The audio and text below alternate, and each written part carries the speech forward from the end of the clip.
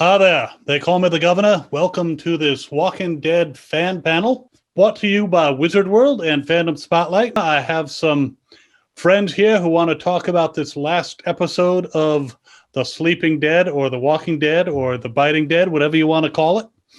And want to introduce, first we have Jazz. She is the social, the social media manager or person for Wizard World. Tell us about yourself, Jazz. Hi, I'm Jazz. I pretty much bring you everything you see on Facebook, Twitter, and Instagram. And I've been a Walking Dead fan since the mid-season. I got into it the mid of season 4. So when I was still around. Good. And I am still around. Yep. And of course, we have Michonne, who is an awesome reactor. I love being part of the Skybound Reactions with her. And tell us a little bit more about you, Michonne. You actually have Ms. Kayla is like saying I love you. So I'm Miss Kayla. Yes, I am really just another person in the Walking Dead community, and I absolutely love it here. I upload reaction videos to The Walking Dead to YouTube, and I go live on YouTube after every episode. So before the reaction video comes out, they get the real emotions. That is awesome. And yes, some of your reactions are some of the funniest. In fact, Johnny was saying last week that you were one of the go-to people for when they need a clip at the end of the Skybound reactions.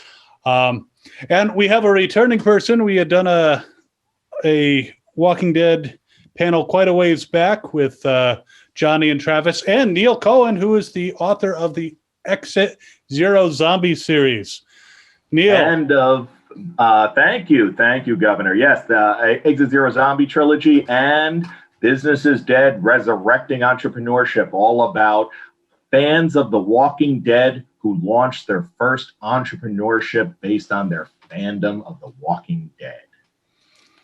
So yeah, that people are trying to cash in on me. Oh, never mind. Anyway, so we have a great group here, different perspectives, and we just had this very interesting episode. One of the bonus episodes, 1018, Find Me. And it focused on many people's favorite character, Daryl. Not mine, but, I am the governor, and he blew up my tank. So he is not my favorite person, but this was a tale of love, would you say? What were your initial reactions to the episode? We'll start with Michonne. Tell us. Okay.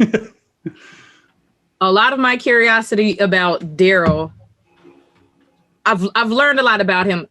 Okay, the reason that this love story makes sense to me is because Daryl was down bad.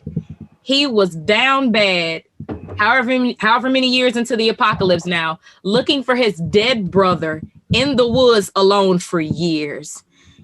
And along comes this wild lady that lives in a cabin in the woods with her dog. It actually made sense to me. I am a fan of it. It's one of my favorite episodes because of how beautifully it was written. It's not like a Shane and Lori scene or an Abraham and Rosita scene or even a Michonne and Rick scene. It was a very Daryl thing. I would like to see more of it, but I think they cut down on the kissing scenes for the protection of the actress. Mm-hmm. Neil, what was your impression of this episode?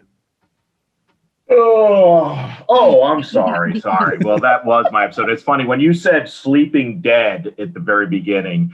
I was like, we're compadres on that. I don't know. There was so many issues I had with it. Sure, Daryl finally got some. That's great. I was wondering, how long is it going to take him? He's probably like, the best looking guy on the show and just doesn't seem to make any use of it. But there was just some weird stuff. And first, clear something up for me, please. When he said he was looking for his brother, he meant Rick, right? Yeah, absolutely. Okay. So now we know where Merle is. So we're talking, it's been months, if not 2 years almost, that they kept jumping around with the time that since Rick's gone and he's looking. And he can't be far from the camp. because Carol visits every so often. It doesn't look like she's trekking 100 miles to see him. So he's still pretty damn close to where they're at. And he's looking for Rick. Like, in his mind, is Rick just a little bit down the river and his foot was stuck in the mud and he's waiting for Daryl? He's like, oh man, thank God you were here, Daryl. I've been stuck for over a year and a half. My foot's stuck in the mud. I would have pulled it out, but these are great boots. I didn't want to lose the boot, and I was worried I would. What was he? Is he really? Is that? I don't know. Was it BS that he said he's just looking for Rick or his brother, or was he actually? What did he hope to find? That's a very, very good point, and I want to talk about that. But first, I want to get Jazz's reaction to the episode, and then we're going to talk about how long do you look for a guy and how far do you look. We'll talk about that. But Jazz, what was your thoughts? Okay, so I mean, if you watched our little show that we did last week, you'll probably would expect me to say that I hated it because I admitted that I was a Carol Daryl shipper. But you know what?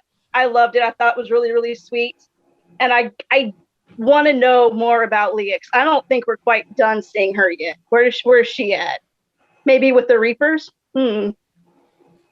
Well, we'll definitely address that. My thought, I mean, when something happened in the episode, it was interesting. But there was a lot of time we're watching Daryl walk through the woods. We're having this very long, boring conversation with Carol across a river. At one point it's like the gossiping dead. It's just like there was so much dead air.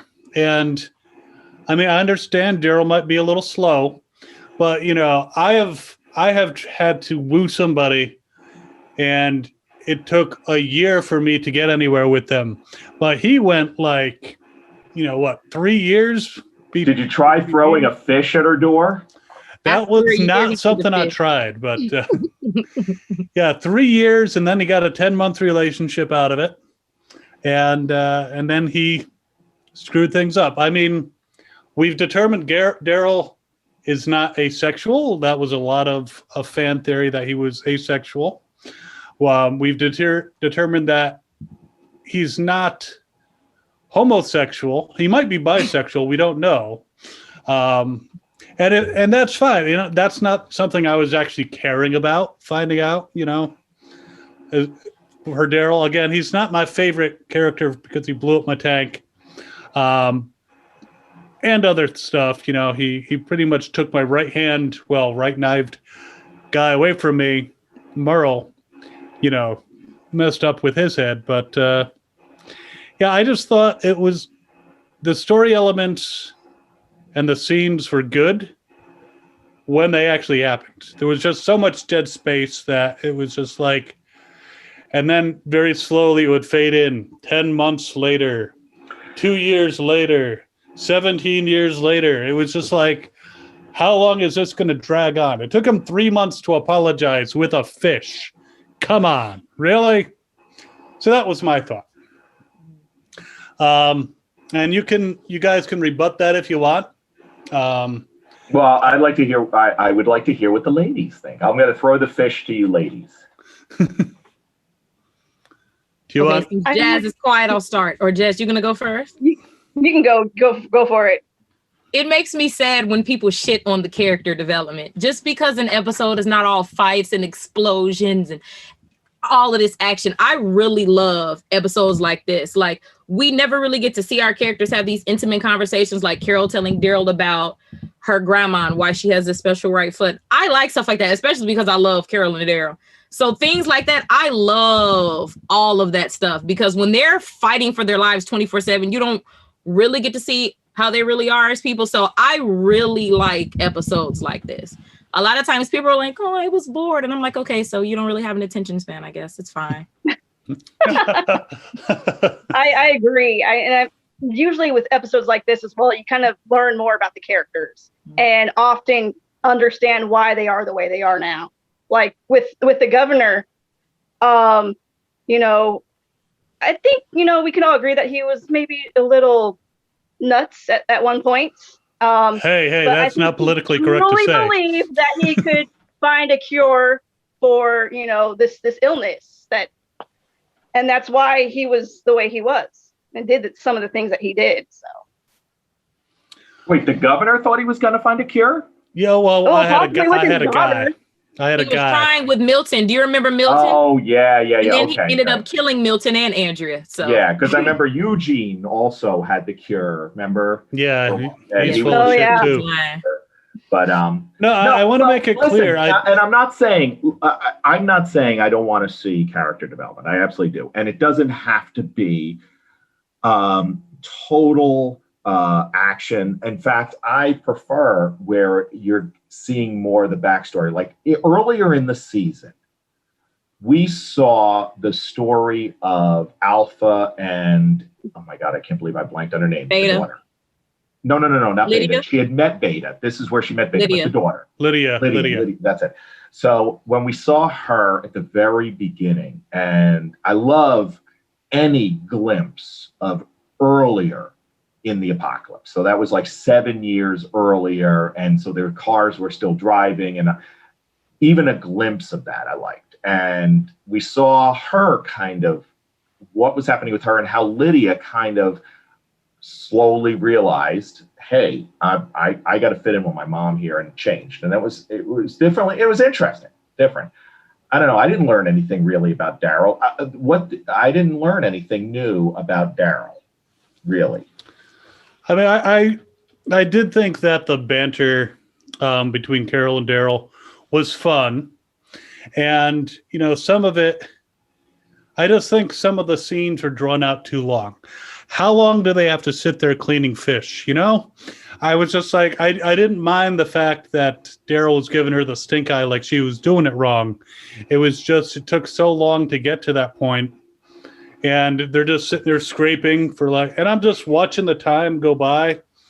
I do like well-developed characters. It's just, and there was just so much dead space in between. They could have done it more efficiently. Yeah, and I almost thought that there was going to be a twist. This is the fact you see Carol spear the fish in the first try, and then in the flashback you saw the girl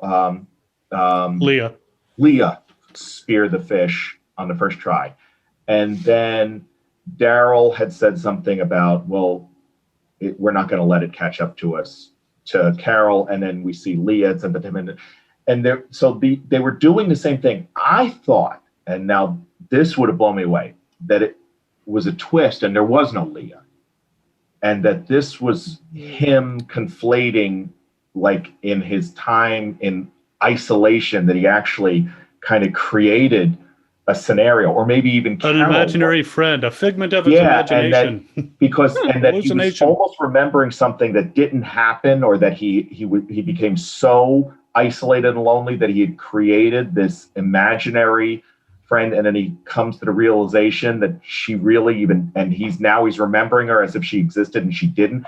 That's almost the way I was thinking was going to happen. Like he was creating this scenario, this imaginary Leah, based on his interactions with Carol. And I would have been like, that would have been, holy cow, blew me away. And that's when suddenly he realized, I'm losing it. I'm seeing and having conversations with people that don't exist. And now it's time for me to go back to Alexandria or Hilltop or wherever, because I've actually broke. I've gone on, but it's not. It was just, okay, he met some chick that lived alone in the woods somehow, actually, there's nothing to indicate that she actually existed. There's no corroborating evidence. They go to this place. She could have been a figment of his imagination, and they just didn't tell us this, but it's very difficult for us to determine one way or the other, because Dog can't talk. I was about to say, this is Dog's backstory episode. Yeah. Please don't take away his shine. This is his whole backstory. Dog was born the same day her son died. Let's not take away his shine. Yeah, but it could have been, that Dog was there, and Dog was sheltering in this cabin, and there was no actual woman there. I mean, and this could just be lazy writing. How did Leah tie up Daryl? she had a said gun the same thing. I wonder pointed at him. And then she's going to like, what? Sit down in that chair. She's going to grab a rope. She's going to put down the gun and Daryl's going to like grab her and knock her out. He's going to be out of there. There's no way. Let her do it. That's the only No. way I saw it happening.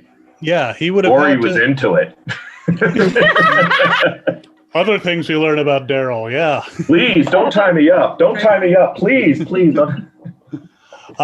We are getting a lot of comments that people love this episode. Even though, like someone said, they agree we're not done with Leah. And one person thinks Leah might be.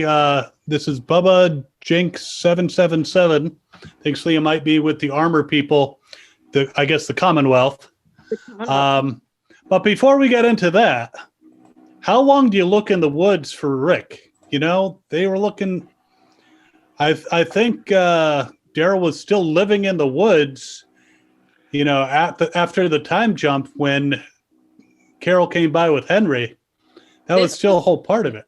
This was at the point in the story where wasn't nobody fucking with each other and everyone was very distant after the whole thing happened with Michonne and Daryl, and they were just not having it with anybody, and Alexandria kept to themselves and all of the community kept to themselves.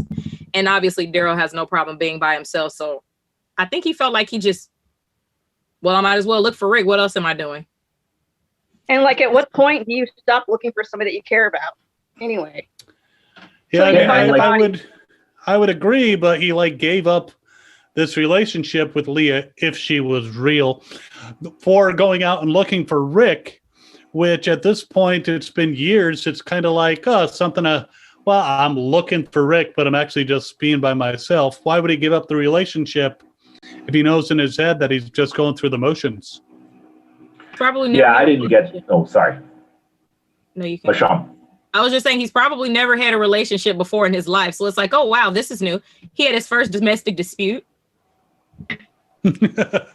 Yeah, but I didn't get. I wasn't sure if that was a ploy that he just wanted to be alone, you know, and he was using the looking for Mr. Goodbar excuse, but he really wanted to be alone. But at that point, I would think he would go further. You know, it's been years, and he's still really just in the backyard, enough where Carol can actually hike to bring him supplies without breaking a sweat. So, and she can travel alone and be absolutely fine. So he's not that far. He's just, okay, I want to be a little ways away from you, but the brooding loner, but I'm not going that far. He could have been all the way to like Kentucky. Well, I think, where are they now? Are they still? They're still in Alexandria, Virginia. Is it still Virginia? Okay. Yeah. I get confused because, you know, they film it in Georgia. I remember it was so. Yeah, like he could have been halfway across country. What was it? What was the jump? Dwight made it all the way to Texas. To Texas in less time. Then Rick made it a mile. Then Daryl made it a mile down the river. Come on, you know. I don't get it. Well, I think he had a base camp, and then he would go walking for a day or half a day and walk back. But I agree that he could have definitely moved out further. If he was looking for Rick, how many years are you going to search the same area without, you know, going further down the river? And I do agree that I don't get the method to his madness, but the way he screamed when that map got soggy and crumbled, he was highly upset. He was using that map. So, I mean, I think he was more so looking for like a clue of where Rick was, because he looked everywhere and never found a belt, a boot, nothing. He just completely vanished. Daryl knows Rick is still alive. So I think he's looking for something to figure out where he is and why he never found Rick as a walker, a piece of a shirt. He never found anything of him. So I think he's looking for something. They can't even have a funeral. They don't know where he is. Yeah. So, okay. So does Daryl, though, blame himself for Rick being on the bridge? I didn't get that. Is Daryl feeling guilty about that? Like he blamed Carol at the end, which kind of came out of the blue. So maybe, you know, there was a lot Connie, of like, which it was definitely Carol's fault. Sure. Yeah. And so obviously he's been holding that nugget in, that little bit of resentment in for a while. But does Daryl blame himself for or is he just because he's a friend? Did they have something unresolved? Like I remember they weren't getting along. It's like going back so many seasons now.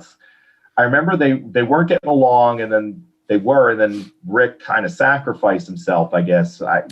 Well, they had that fight, right? They fell in the thing. He was basically trying to keep Rick. Correct me if I'm wrong, but right before they realized the Horde was going towards Alexandria and things weren't going right, that they were having that fight because Daryl thought Negan should die, and so did Maggie. But then they're like, oh, half the Horde is going to Alexandria, so Daryl went to get help, and Rick tried to lead the Horde elsewhere. And I think that their last interaction was not exactly buddy-buddy. Yeah, so maybe that's it. There's a regret there, too. What's that? I'm sorry, Jazz. I said, and there's a regret there, too. Because, if you leave it not friendly. Exactly. If there was like unresolved, like if for the rest of your life, if he had expressed like, holy cow, I have this unresolved issue with Rick and I can't let it go. And, and you could say, okay, he's not really looking for Rick. He knows Rick's gone, but he's using that because it's a coping method of not moving forward, not accepting self-punishment, self-isolation, not facing it and just saying, I don't want to deal with anyone anymore. I could understand that way more. And what we don't know about Leah, we don't know why Leah's alone. Obviously, until, we didn't get her scoop. She did. Well, she pretty much said she was with a group, but then she got separated, and she ended up at that place and found that her friend's son that she basically took on as her own was bitten, and she had to put him down. We got a couple of people commenting. Phyllis2284 said she loved this episode. Daryl and Puppy Dog and Daryl and Leah being intimate. Deborah Ulmer said she loved how this was Dog's origin story too. And everyone processes grief differently. Ms. Kayla says she thinks that Leah was also pregnant. Ooh! I mean, that's possible. That's before could be or after. Well, at what point? I would imagine what she's insinuating is that Daryl got her pregnant because they don't exactly have a lot of gloves for their love in the apocalypse. And if Leah was pregnant and then Daryl's like, hey, I'm going to go to the river and look for Rick some more. And Leah's like, I didn't tell you I'm pregnant, but I feel like you're abandoning me. It could have been that she was acting even more so out because she suspected or was actually pregnant, and then Daryl was. Now, let me ask you though, in the 10 months they were together, did he ever bring up that, hey, I got this really nice community just a couple miles away, and there's, safety and running water? I imagine not. We have no clue. Yeah. That's the problem with time jumps like this. We don't know what happened. That's why all the scars on Michonne and Daryl were such a mystery, because they did this big time jump and we didn't know about the children of the corn. Yeah. But in your time jumps, you really have to pay attention to what's going on. Yeah. The Daryl baby is just wishful thinking. I wouldn't be mad at the Daryl baby at all, though. But speaking of Leah, she's gone. Do we think she's dead? Do we think she was captured? Do we think we'll see her again? Jazz, why don't you start us off with your thoughts about the possibility of where Leah is now? Okay, so I definitely think we will be seeing Leah again. I think she's alive somewhere. Kind of going off of the last episode, though, I'm thinking she might be somehow connected to the Reapers, because it was just kind of interesting how they had the Reaper story and then you had Leah. So I think there's going to be a connection there somewhere. I haven't figured that out yet, but there's something going on there, I think. They could be the people that she ran away from and they want her back. That's possible. Yeah. Yeah. Well, because she obviously didn't leave on her own because she'd left the dog, and and it must have been quick, because you got to think, if she was taken, there was a struggle. The dog would have fought. They would have had to kill the dog the dog trainer said the dog still seems fine. So, that's why I think something happened, or that it was quick and she got taken away real quick. But also, I was surprised at Daryl, who was mapping out that entire area, who is an expert tracker, who's like looking and sees branches bent and knows that. And he didn't realize he was close to that cabin, that the dog knew it, but he didn't. Oh, he's out with Carol, and then the dog suddenly out of the blue goes running, and he chases it, and he's like shocked. There's the cabin. I'm like, well, he saw signs and he was kind of hesitant. But before we get into that, Michonne, what do you think about where's Leah? It's like, where's Waldo? I know for a fact we're going to see her again. There's no way they did all of this with Daryl just for us to never see her again. My only thing is I don't want it to be a very awkward love triangle, because where's Connie? Where's Leah? Yeah. What if one comes back, then another comes back? It's weird. I don't know. Well, what about Carol? You got a love quadrant. Carol, at this point, I think we've determined is in the friend At that zone. point, it's over. It's not going to happen at that point. Too much time's gone by. Yeah, Siblings, Connie, best friends. yeah, they're like brother and sister at this point. I'm actually wondering, I think that she was taken. I agree, because I think Dog was running around when she was taken, or otherwise he would have tried to defend her, or he would have tried to get Daryl. I'm wondering, though, if it's not the Reapers, but actually the helicopter people. Because Which helicopter people? well, The the three Commonwealth. circles, They're the ones Commonwealth. have Rick. The Commonwealth. That's the Commonwealth, right? No, I think the three circles people The are CR different than The CRM the CRM. is Exactly. the three rings that took Rick. Yeah, the Commonwealth, Oh, the stormtroopers, right? Yeah, they're Yeah. the clone troopers. Yeah, but isn't that the Commonwealth? That's the Commonwealth. No, the CRM is a little bit different. Yeah, I'm not sure. The Commonwealth might know of them. There might be, but and Which they is might why be he too changed big the for them to comics. kill off. But if it is the people who took her away in the helicopter, that's why. Because Dog, if anyone dragged Leah away on foot on the ground, Dog would follow. And I wonder what if it was Unless somebody they go she knew. through the water, Like, where? How did yeah. her dog? She said she didn't see anybody for years until her and Daryl met. All she had was her dog, and all of a sudden she disappears, and her dog is not with her. What is going on? Yeah, it doesn't bode well for a voluntary leaving. Mm-hmm. I think it had to be someone taking her. Ms. Calith says she thinks Leah's either with the Reapers or the Armored Guys. Which, Who are the again, armor that's... guys? The guys in the white, like stormtrooper Commonwealth, outfits. the They showed Commonwealth. them as a kind of a at the very end where they got Eugene. He was going to track down the girl on the radio, Yep. and then that he sang to. Mm-hmm. and Princess took him to where he thought she was going to be, and then suddenly you see all these guys come running out like stormtroopers. And I swear to God, I thought that was the Commonwealth. I'm going to look it up right now. That is the Commonwealth. that is the not Commonwealth, Eugene. but not the CRM is CRM. who took Rick. Okay, got it. CRM took Rick. The Commonwealth took Eugene. Got it. And Okay. Missy Rose agrees with me because obviously I'm awesome that Leah was taken. But yeah, unless they went across the river and somehow got rid of the scent that way, or unless it was by air, if they took her over to the ground, Dog would follow. And You on to something. When you say it by air, you on to something. yeah, I think we're gonna come across them again. I think Leah's story is not over. I think we will see her, but it'll be, again, years will have passed. It can be awkward because Connie is hopefully going to show up one of these days with that prick Virgil. So, And we only have so much Walking Dead left, so it's not like we have forever. So, well, we got the Daryl and Carol spinoff, so they could That is always true. save it and put it for them. Oh, please no. That'd be they'll drag it out way too long. I need answers soon. I can't do the dragging out of the story. I realized that there were certain actors like the gentleman who ended up being a savior from season 1.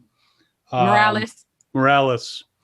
Yeah, he that was a long jump in between him. And there was a jump between seeing Lenny James in season 1 and then later on seeing him in Clear and then seeing him, hunt down Alexandria. So he had some downtime in between, but I'm hoping they don't do that with Leah.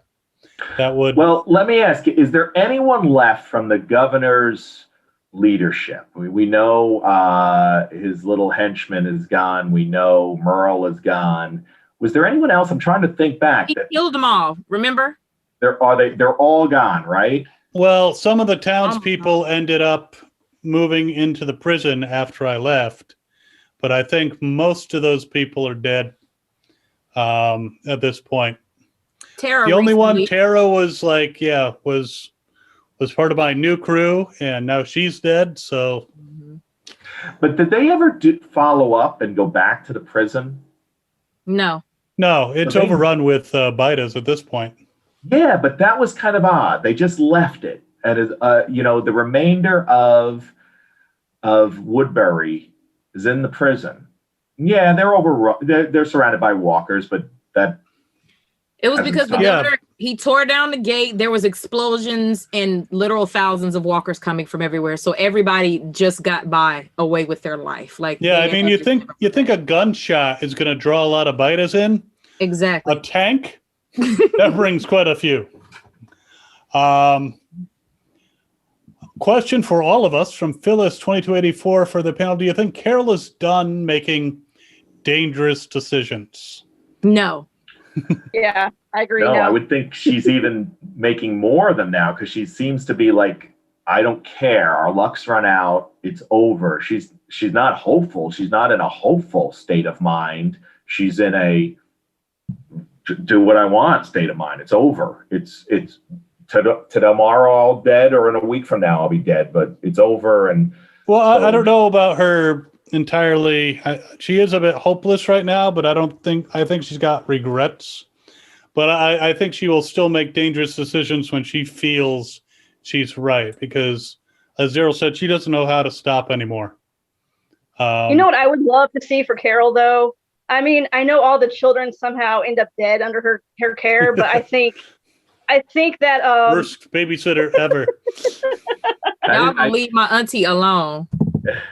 I think that if Alpha's daughter, and I think they could actually make it work, that she could be a good mentor or mother to her, and that could be like the daughter she'd ever had, basically, in a way. Whose daughter? I would love Lydia, Alpha's daughter. Oh, yeah. Remember, Lydia said, I'm not looking for another mom. Yep. And I said, that's good because her kids tend to die. No. I think if those two got together, that one would live. So all of the children that have died have not necessarily been under Carol's care. Lizzie was feeding, what was it, Mika? No, it was Lizzie. Lizzie was feeding rats to walkers at the prison, not her child. She killed her own sister. Sam was not her child.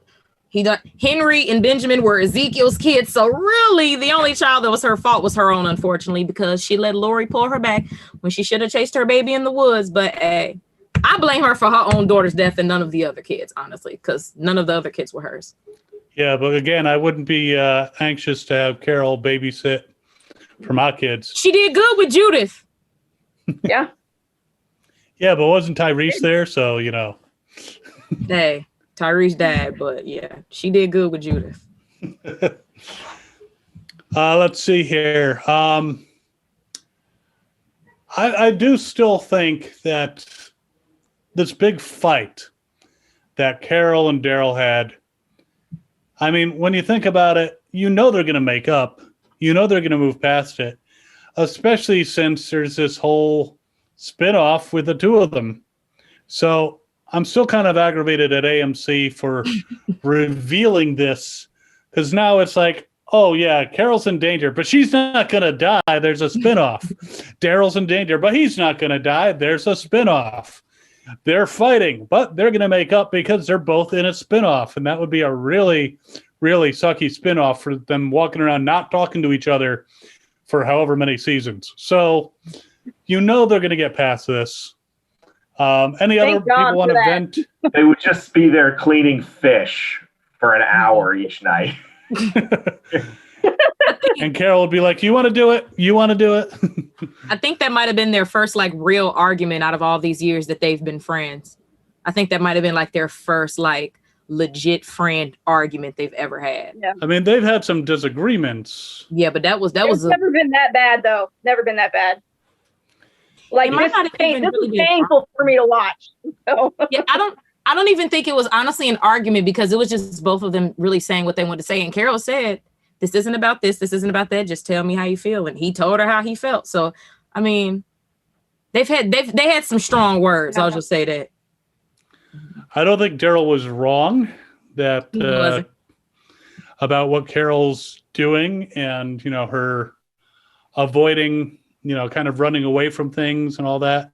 I don't think he was wrong. I think he needs to, she needs to face that. And hopefully by their own series, she'll dial back it a little, but back to the original thing, she's still going to make the decisions she thinks are right. I feel like Henry is kind of what threw Carol over the edge because over the years, Carol has literally been there from the CDC to Terminus to the Whisperers, everything in between to save the entire group's life all at once by herself. But after Henry is when she got reckless. Like Terminus, she did all of that by herself with a firecracker and a gun. Very calculated. She didn't need to risk anybody's life. So I think Henry is where she got reckless. She was even seeing him because she wasn't sleeping. She was seeing him. He wasn't even there. So I feel like losing another child on top of all of the other children that she was around is what like made her kind of lose her mind a little bit because any other time she was very, very calculated. Oh yeah, you could see her reaction when those guys, stole her ring and threatened Henry, the former saviors, and then she tracked them down and lit them all on fire. So you don't mess with Carol's kids. But unfortunately, however protective she is, it doesn't always work out in her favor. I got to admit, I actually liked Henry. And I was so upset to see his head on a pike because I wanted to see him have some kind of relationship with Lydia. I wanted them to find some happiness, but no, they had to do that. And that was Alpha's dead. That was a weird decision. I understand, like, if they're going to do something for Carol, like, if you got to break Carol, that's the way to break Carol. Because remember, she lost more than Henry. She lost pretty much Ezekiel. Her relationship with Ezekiel's done. Because of that. But yeah, there was a couple characters that came and went pretty damn quick, where you really kind of thought you were going to get to know them. And I don't mind when there's a surprise, holy cow, I did not see that coming, that character's dead, but they really wiped the slate clean with that. Tara is the head that hurt me on the Pikes. Yeah. Tara's the one that hurt. That was my girl. I don't know. I was not that upset with Tara, though. I do admit she was becoming less annoying, and she was actually stepping up and becoming a leader. Before that, I just picture her telling me how she was in the police academy and trying to act all big and badass. And no, I wasn't a fan until later on after Jesus was avoiding his responsibility and she stepped up, but I would say I respected her more. So, well, the end of Jesus. If there was a waste of any character, let me tell you. Yes, I agree 100%. That was. We had a whole ninja introduce us to these other communities and then just never really saw him again after that. Like, and then he came back and got killed. What? Wait a minute. Yeah, well, I mean, obviously we all have heard that Tom Payne wanted to die. He was like, look, you're not using me on the show, so take me off the show. And it's sad that the final episode that he was in, he did some awesome things in it before he was, deceased. But then you have Chandler Riggs, Carl, who didn't want to leave. Yeah. Who really has made it very vocal that he did not like the way he went out. He bought a house and everything. I know. Yep, right in And Sonoy. then Merle, Michael Rooker didn't want to leave, or I don't think he wanted to leave. He seems to have made a couple things about comments about like that they should have made more use of his. And I agree there. Holy cow. That was a character that just lit up the screen every time he was on. Never knew what he was gonna do. John Bernthal wanted to die, or he was very happy to die because he got to be the Punisher. Yeah. Yeah. But sorry, Jazz. I was just gonna say, you have to admit though, the way that they wrote off Merle was glorious. Like that was such a beautiful story. The way that they did that. It was a Merle way to die. And they allowed him redemption. Fingers. Yeah, they allowed him a redemption. He's what I really like about The Walking Dead, and it's kind of you're seeing less and less of it, is that the bad guys were not one dimensional. They're just not pure evil. Mm-hmm. And there was always a method. There was a reason. They could explain their behavior, their attitudes, whatever it was, from Negan to the governor to Merle to the Terminus. It pissed me off when I saw the Reapers. So the Reapers come in, and I haven't been reading the comic books where the Reapers come in, so I don't know the Reaper story. Or I don't if they're think they're even in the there. comic. They I think they're totally just brand new for the show. Okay, so they come in, and first of all, they kill the guy, and then they shoot the woman in the stomach, which is so obvious that this guy is a dead shot, and yet he shoots her. So obviously they're flushing him out. And Daryl and Maggie knew that. But somehow the other girl who, if you're alive at this point, you should have more sense. Savvy. You didn't survive this far into the apocalypse without knowing a thing or two, without being a little understanding of the new rules. And she's like, oh my God, I'm going to run right in there and get shot. I'm like, well, then Maggie, it's like Duck, and she's like, unless you're in a situation like the World Beyond kids who have literally never been exposed to the outside world since the apocalypse hit, which is like rare, but but I think they were trained, like they've been trained to fight and defend themselves. Some of them were. He was like a deer in headlights. Yeah. So I was like, whoa. Really? I was so mad. Yeah, and in a second, so like Negan always said, people are assets, you use them. So if you're the governor, the governor is obviously, who is he gonna, if there's someone that he saw a group of people outside and he's gonna kill anyone that could challenge him. So he sees a bunch of soldiers, he's gonna kill the soldiers, he's not gonna kill the women and children. He's going to bring them in because they're going to come under his protection and then use them. But if you're a threat to him, he's going to kill you. Well, I have a history with the National Guard. You don't even want to go there. Yeah, exactly. Or even if you are you could be a threat, but you're broken. You're a broken person. You're a damaged person that he knows that he can guide you. Andrea. Merle, Andrea. All those dangerous people, but he didn't kill them. He brought them in. He killed the guard when he saw them because he said, these guys are going to come in and they're going to assume, like, look, we're in charge now, and that's not going to play well. Okay, but then you got the Whispers. The Whispers don't care. They feel the more dead, the better. Everybody's dead right now, so they don't care. They're just going to kill anyone willy-nilly. Terminus, they're killing people for appetizers, so you know why they're doing it. Hey, main course. Okay, so then Reapers... Like, why would they, honestly, they could have that guy could have taken them and you say, okay, if there's very few people on the planet at this point, and you need to start thinking longer term, like, well, we're going to need women and we need to reproduce. So should I just kill every childbearing woman I see for no reason that I don't need to kill them, but I'm just going to kill them. No, Well, I don't think so. He said Pope marked you, which I want to know who the Pope is and why are you just killing people for no reason? I think their motivations are not clear at this point. So I think we need to give them a little bit of time to say what's going on. But yes, I agree that there's a lot of waste of people throughout this whole thing. Look at the wolves.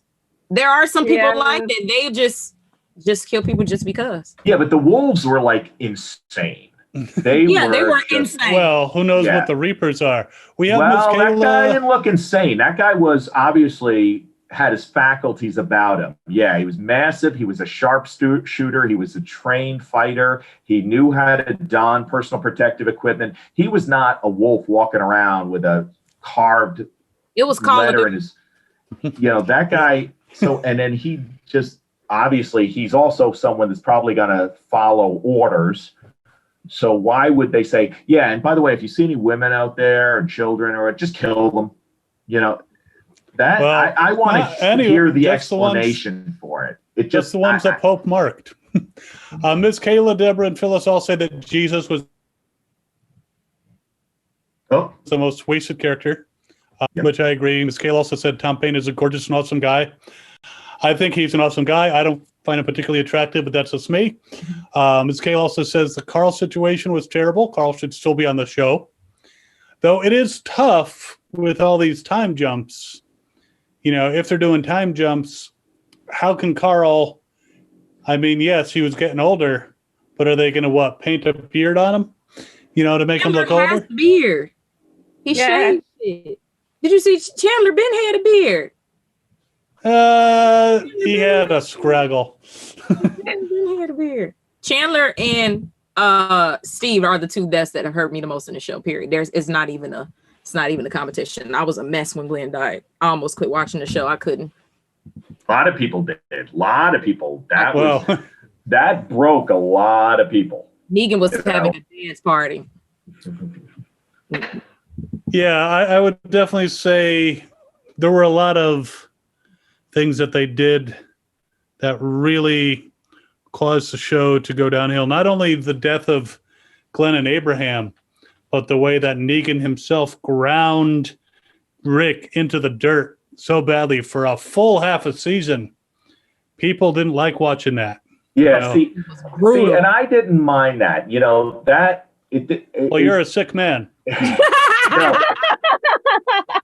But I got it. Listen, it was not pleasant to watch. It was not feel good TV, but it was part of the story. And you saw how Negan used psychology and both violence and psychology to dominate and and that's how he was building this army of people behind him. And in his mind, eventually Rick was going to be a powerful number 2 or number 3, and that Rick would eventually bend and fall. And that in Negan's mind, that Negan saw, I'm not going to kill Rick. He could kill Rick, but he didn't, because he saw Rick too valuable. But he saw Rick as someone that he wanted underneath him. Rick had to understand that there is no other one. That Rick had to become Negan, say, I am Negan. And I understand that. I even understand why they had him kill Abraham. And, first he killed Abraham because obviously he saw Abraham as a threat, but then he killed Glenn because for the shock factor, meaning not Negan, but the writers. The writers killed Glenn because it was such a shock. Like, you saw that video where Stephen Yin was at a signing, and the girl just broke down and started sobbing, and he had to go around the table and hug her because she was just, in her mind, he was dead, and there he was standing right in front of her signing her autograph. But then, that I could get all that. But yeah, so it's not meant to always be pleasant. Well, that is true. And there are those people who cannot, distinguish between reality and fantasy, says the guy who actually is dressed up as the governor and talks like him. We are actually running low on time, guys. So I do want to say Deborah said Carl was kind of okay because we got preteen Judith and Carl was actually in the panel saying how Judith and Henry both kind of took aspects of his storyline, and Judith is pretty much carrying along, where Carl would be at this point. So, and hopefully RJ, whenever we get a permanent RJ. Yeah, whatever happens with RJ. But let's go around. Let's say final thoughts, and also, where people can find you online. Jazz, why don't you start us off? All right. Looking forward to the next episode of the show. Obviously, can't wait to see what goes on there. And you can find me here at Wizard World, Facebook, Twitter, and Instagram. Awesome. Sean? You can find me on YouTube. My YouTube channel is Mashawn, youtube.com/Mashawn. Instagram is Life of Mashawn and the Plant Brigade. Let's just say I hope my reactions stop getting copyrighted because we don't have much Walking Dead left. I'm trying to savor every moment. Absolutely. Neil? And you can find me on Instagram, Twitter, Facebook, all social platforms at Exit Zero Zombie, spelled out at Exit Zero Zombie, where you can find my Exit Zero Zombie trilogy, my book about how to turn your fandom into an entrepreneurship, and definitely please contact me. Exit Zero Zombie. And you can find me on Fandom Spotlite, which is also on YouTube or fandomspotlight.com. And you can see my Governor Reacts until, they make a determination, because I got copyright claimed. We could have a whole panel on just bitching about Shop AMC and how they copyright claim people who are trying to promote their products. But we're not going to do that right now. But yeah, you can find also at Fandom Spotlight, LITE at the end, on Twitter, on Instagram, Facebook, pretty much everywhere. You can find Fandom Spotlight, even if you spell it wrong. And again, thanks to Wizard World for bringing us on board. Don't forget to check out their horror signature series coming up, and go ahead to wizardworld.com to find out all the details on that. We will see everyone next week, and hopefully it looks to be a more interesting action-filled episode next week. So that could be fun. What's the title of next week's episode? I always skip the preview and I never look at it. Just tell me the title. Just the title. Now you're asking, and I don't remember what the title was. I just know it's got Aaron and Father Gabriel, and they get to meet a Terminator, T-1000. Oh yeah, that's so. Yeah, I hope that gives you enough of a hint about what's going on. But it's. I think the title is, Find Me was 118. 119 is called One More. 120 is called Splinter. 121 Diverged. And 122, Here's Negan. Here's Negan! Yeah. I can't wait for that one. That was so Here's Negan. We're going to have to see. I see that behind Mashawn there. The Here's Negan comic book. I got a signed one also from Jeffrey Dean. I read Here's Negan. It was good, but I got to finish the little bit of rest of Compendium 4 that I have so I can read Negan Lives. I'd have to finish this before the Here's Negan episode. All right. Well, then we'll let you get to it. Yeah, I do live on YouTube. I should have mentioned that. I live read the comics. That is awesome. I might have to do that with my drawl. For the people in the South who can't understand you northern people. All right. Again, thanks everyone out there for watching. Thanks, to Deborah and Ms. Kayla and Phyllis and Misty Rose and everybody who's been watching and commenting. Thank you so much. Thanks to Wizard World. We'll see you guys next week. This is Walking Dead Panel out. This is John Glover, and you are watching Fandom Spotlight. Be sure to like, share, and subscribe. Lionel Luther recommends it. Have some fun. Follow your fandom.